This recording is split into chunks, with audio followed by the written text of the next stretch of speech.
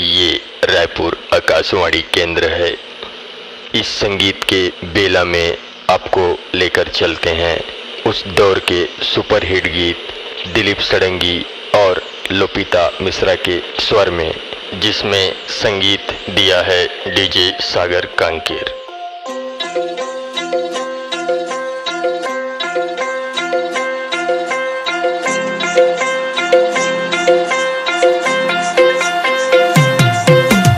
गजरा गजरा मैं फूल पीनी के मैं फूल गजरा। तोर चेहरा चेहरा चेहरा ला मैं गुलक तो तोर चेहरा।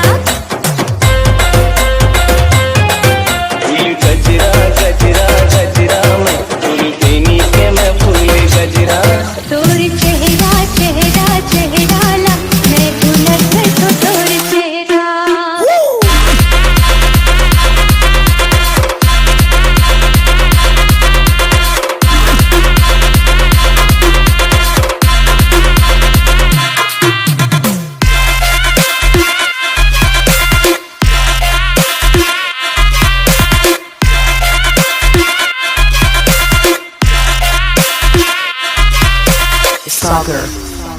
चंपा सही तोरे गोरा